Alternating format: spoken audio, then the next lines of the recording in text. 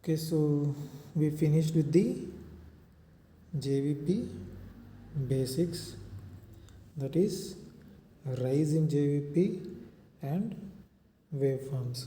So what are the waveforms, what are the raised in JVP, how will be seen, and multiple waveforms and their characters like steep and blunted and all types of A and C and X and V and Y waves. So in the same time I will just discuss about the PCWP tracings. So pulmonary capillary wedge pressure is nothing but the JVP or jugular venous pulse of the left side of the heart. JVP is for the right side of the heart. Pulmonary capillary wedge pressure is for the left side of the heart.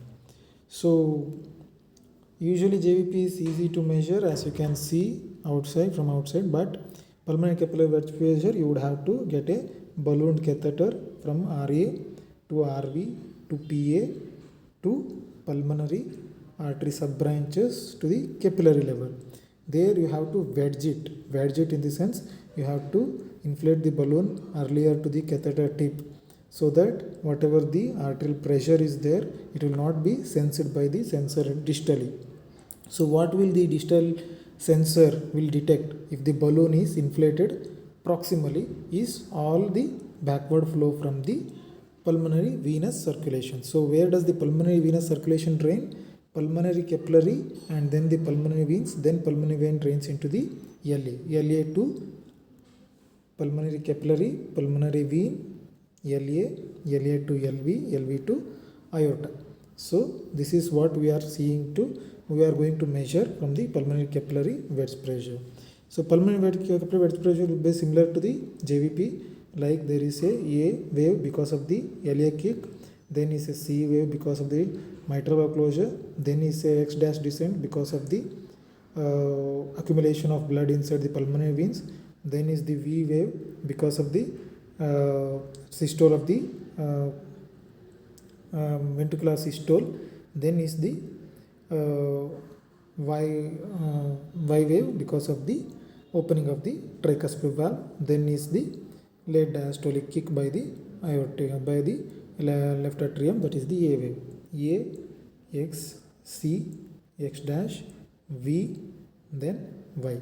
So here A will be equal to V wave in pulmonary capillary wedge pressure when compared to JVP. Other than that, everything will be same. So in that regard,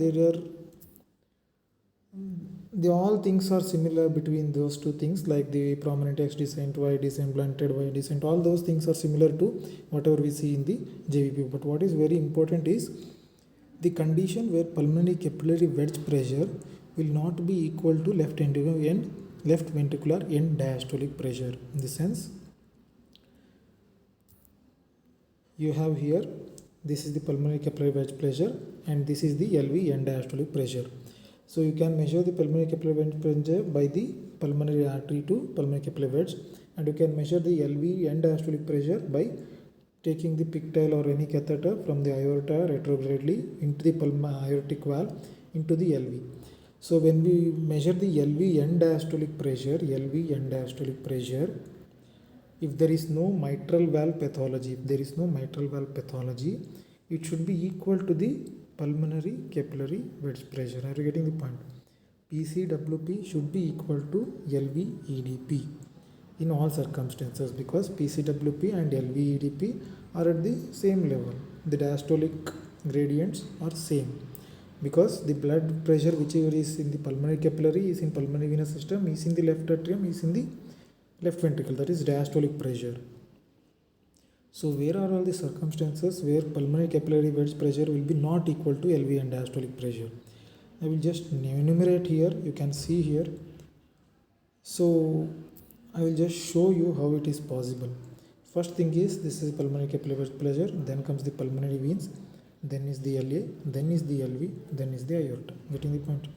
So where are all the problems can occur between this sensor and this sensor? So in between is the pulmonary vein, then is the LA, then is the LV. So between these two things there are three different parameters which can affect it. One is pulmonary veins. If isolated pulmonary venous hypertension occurs, like in increased pleural pressure, emphysema, emphysema and pleural space, pleural effusion. All those things will cause isolated pulmonary venous hypertension. Next is the at the left atrial level, because of the mitral stenosis or mitral regurgitation. During all this time, the pressure in the LA will increase, but it will not be same as the LV. So pulmonary capillary wedge pressure will be different from that of the LV end diastolic pressure. Then is the LV end diastolic pressure. LV end diastolic pressure is this thing. Early diastolic pressure, then is the end diastolic pressure, then is the systole. Usually this will be same, correct? But where are the circumstances where we get these things? I have already discussed. Early dip and then a big end diastolic pressure is commonly seen in decreased LV compliance, that is increased stiffness of the LV, or in RCMP, or in left ventricular ischemia, acute ischemia, or any condition where there is LV-EDP is more than 25 millimeter of mercury. All these circumstances, the early dip will be there. This will be considered as the pulmonary capillary wedge pressure. Okay, and then is a LV-EDP. LV-EDP will be 20, but pulmonary capillary wedge pressure will be 12 millimeter of mercury only.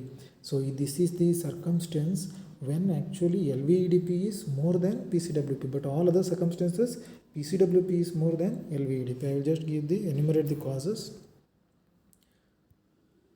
You can see here pulmonary capillary wedge pressure is more than left ventricular end diastolic pressure, where there is a positive pressure ventilation, PEEP is there, increased intrathoracic pressure is there, non-west lung zone, that is you are putting pack it somewhere else where the non-west lung zone is there, so it will be showing a false increased pulmonary capillary wedge pressure. COPD is there, increased pulmonary vascular resistance is there, left atrial myxoma, mitral disease, all these where there is a pulmonary venous hypertension or pulmonary venous congestion. Pulmonary venous little hypertension is there, which is obviously more than the LV-EDP.